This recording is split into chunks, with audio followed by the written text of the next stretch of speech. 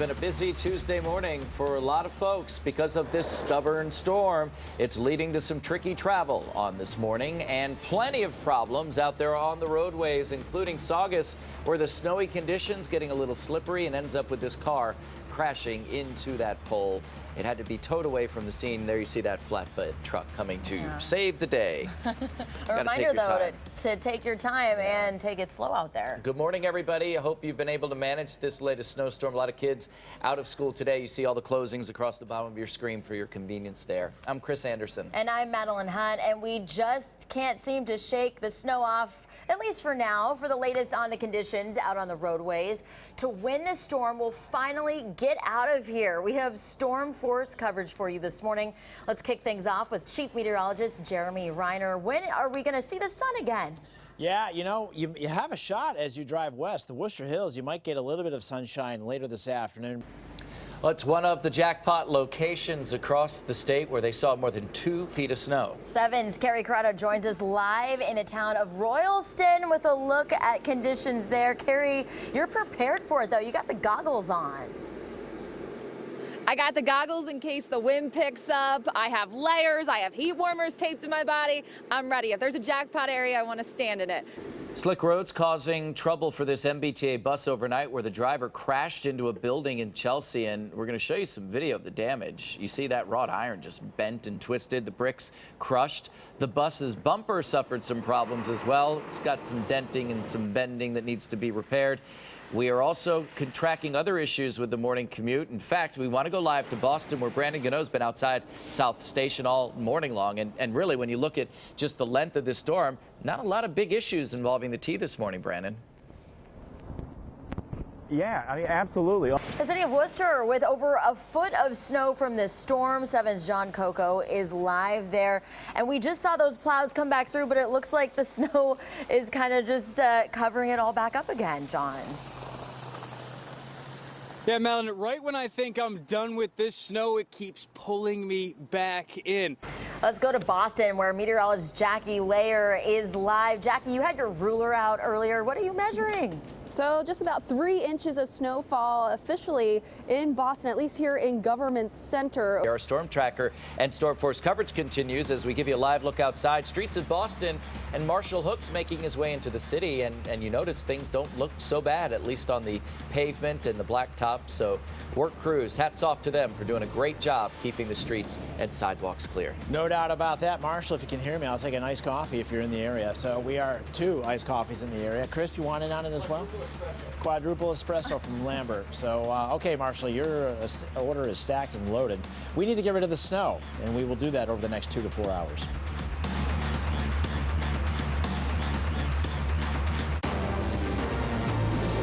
It's still coming down there, and you can see that, you know, where you have the lighter coloring of the blue, those are the lighter pockets of snow and snow flurries.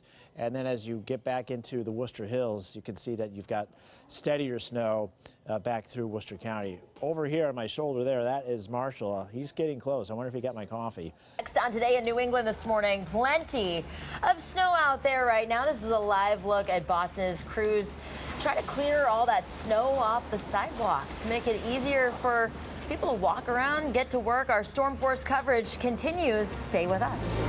We have breaking news right here at 9 o'clock where House Speaker Nancy Pelosi is preparing to deliver a statement on the impeachment inquiry after another day of hearings into President Trump.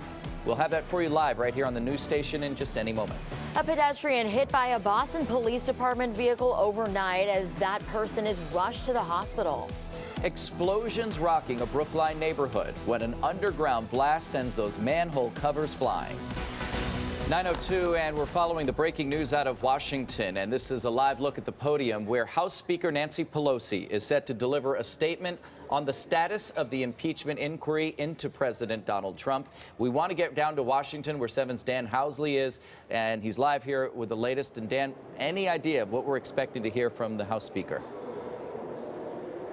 Well, an idea of what we'll hear, but frankly, we don't know exactly, so we are guessing here. That's one of the surprises here, the suddenness of what is expected to be something of a major announcement. Again, we qualify that is with nobody knows for sure.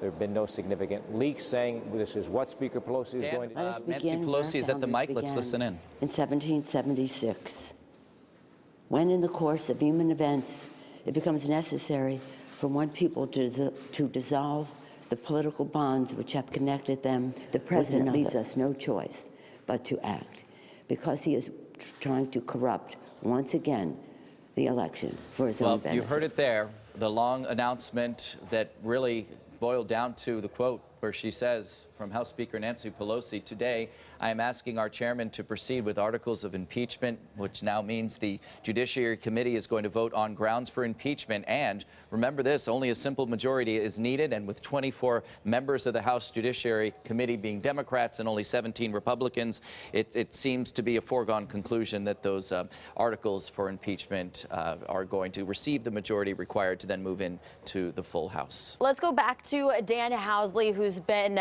watching this announcement from Washington with his take on what House Speaker Nancy Pelosi just announced.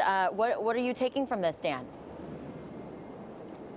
Well, Speaker Pelosi trying to take hold of the process here and announcing in somber tones that the House and the Democrats are going forward with articles of impeachment. Now the Judiciary Committee is going to vote and then draft the articles of impeachment. If they come up with 1, 2, or 3 different articles of impeachment, then goes to the House where they'll do a full vote. Do all of them have to be approved in order for him to be impeached? Does only one article have to be approved in order to impeach? How does that work when it gets to the full House? Certainly, they only need one of our however many articles of impeachment to be approved by the full House to move it to a trial in the Senate. But again, if everything votes according to party lines with the numbers in the Democrats' favor in the House, it seems like that's the path we're heading toward. And according to Dan, the president wants to speed that up and get that done so they can get to the trial in the Senate. 9:02, we have some breaking news out of Florida. Here's Amaka Ubaka. Well, Juliana, CNN is reporting at least 5 people are injured during an active shooter situation at a naval air station. The sheriff's office says that the shooter is dead. This situation is unfolding right now at Naval Air Station down in Pensacola, Florida. These are live pictures of that scene there, and you can see the traffic is moving, but you also see police there. The facility is still under lockdown, and both gates are closed at this point. Police have been asking people to avoid that area. New this morning now, police are investigating a shooting that happened in East Boston. Officers taping off an area of Chelsea Street for several hours overnight to investigate. You see some of those evidence markers, and we see Carrie Corrado. She's been live there all morning long. Carrie, what else do we know? Chris, good morning. Police say the shooting happened around 2 o'clock in the morning. The scene is cleared, but police are still trying to piece all of this together. It's a story you'll see on just one station. A car involved in a wild wreck. Look at this dash cam video showing the moment that car went into a guardrail. That dangerous drive happening in Salem, New Hampshire. Yeah, it's scary to look at there. And we want to go to 7's John Coco. He is live this morning. And John, first of all, the man who recorded this video didn't just record it. He then jumped into action to try and help those inside. Also on 7. Do you hate the president, Madam Speaker? This is about the Constitution of the United States and the facts that lead to the president's violation of his oath of office. I pray for the president all the time. So don't mess with me when it comes to words like that. The House Speaker fired up over a question. House Democrats are on the Christmas charge, hoping to lead a historic vote before 2020, while President Trump says the articles of impeachment being put forth are a sham. 7's Kim Lucy here with more, Kim. And he has a deadline today. House Democrats have given him a 5 p.m. deadline. We want to update you now on some breaking news out of the Pensacola, Florida area, where CNN is reporting at least one person has been killed in a shooting. Let's get right over to Amaka with the details of what else we know at this point. Yeah, all of this information coming from the U.S. Navy. They just tweeted moments ago confirming one person has been killed, a number of others hurt during an active shooter situation at a naval air station. This is a live look at the scene. You see that sheriff's deputy's car. I'm assuming this is as close as they can get to that naval air station. The sheriff's office also says that the shooter is dead as well. The situation again unfolding right now at Naval Air Station in Pensacola, Florida. The facility is still under lockdown. Getting close to the 10 o'clock hour, and we are back now live in Pensacola, Florida, outside of the Naval Air Station base here. And this is a new shot that we have for you right now, right outside of the base. The Navy has confirmed that there is a second victim who has died after a shooting at that air station base in Pensacola. That's in the Florida Panhandle. Area officials say at least 11 others have been taken to nearby hospitals, is what you're looking at on the right side. That's a hospital there in Pensacola. The Navy says the gunman is also dead, so it's not an active shooter situation, but the air station remains on lockdown right now. And these are some of the roads leading to the air station, and you see that the road and traffic is being diverted to keep people away from the air station. The air station employs about 6,000 military members, 7,400 civilian personnel, and according to the base's website. And we'll keep you posted on this story throughout the day. All right, thanks for joining us. More on WHDH.com.